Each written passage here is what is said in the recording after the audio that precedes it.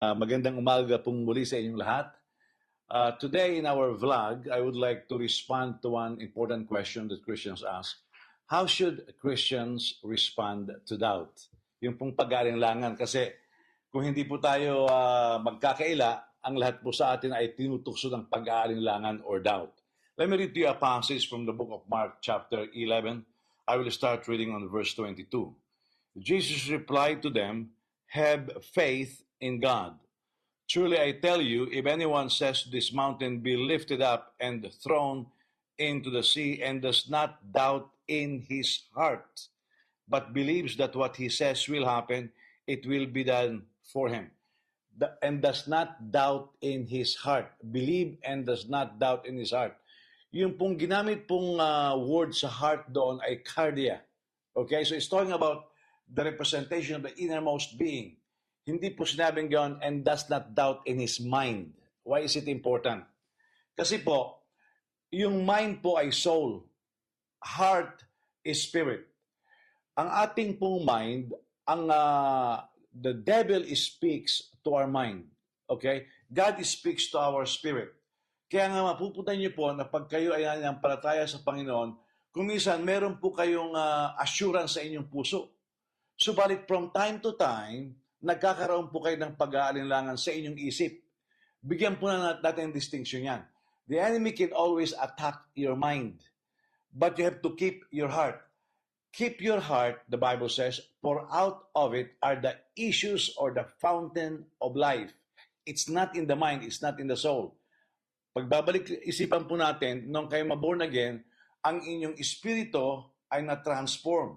It was renewed, but not your mind. Okay? Kaya nga sabi ni Pablo sa Roma, by the renewing of your mind, not the renewing of your spirit.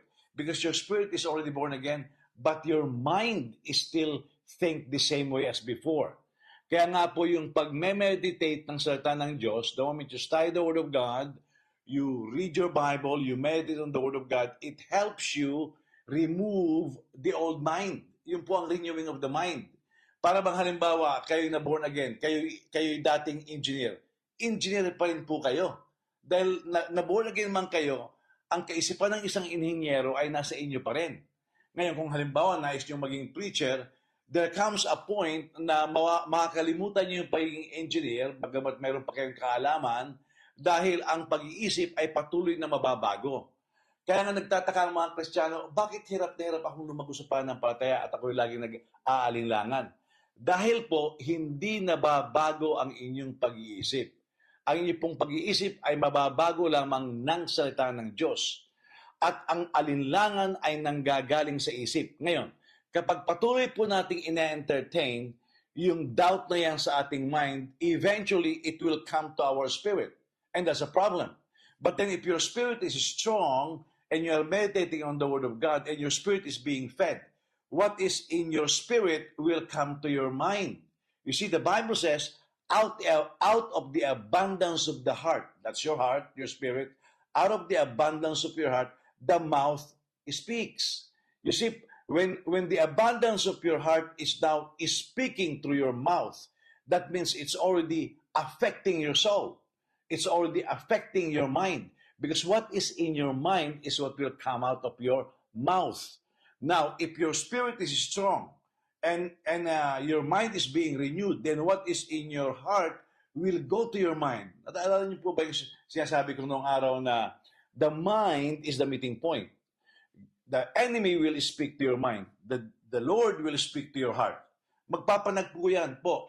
At pag nanaig ang kaisipan ng sanlibutan sa inyo, then your mind will prevail over your spirit. Kaya mayroong mga ibang tao, may kinig sila sa isang sermon, sila yung magbabasa ng Biblia, ito pala nakalagay sa Biblia. And they will begin to believe. And then they go out and talk to somebody, talk to their wife, talk to their parents, talk to their siblings who are not born again, or watch the television that is not born again, and they will inject things in your mind, and you begin to doubt. So you will notice that the doubt is coming from the mind. And if you keep entertaining that, it will go down to your spirit. Yun ang pre-prevent ni Christ. Kaya sabi ni Christ, if you don't doubt in your heart, you see, don't let what is tempting your mind go down to your spirit. Kapag na-preserve niyo po ang inyong spirit and you're not doubting, then you keep on believing. Now, you cannot prevent the outside influences to plant doubt in your mind. You cannot stop that. I mean, you watch TV, you talk to somebody, and they're not living by faith, they will introduce doubt. Kaya nga mag-iingat po kayo with the company that you keep.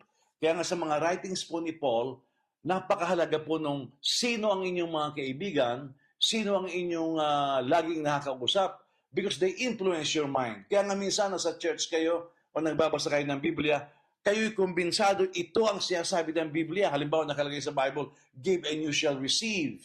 And even on the subject of tithing, you begin to, I have to give, I have to tithe. Tapos umuwi kayo ng bahay, ayaw magbigay ng inyong kasambahay, sasabihin ganon, bakit ka magbibigay? Then that is doubt. Okay, that is doubt. Now you have to shut it up. You have to allow what is in your spirit to prevail over your mind.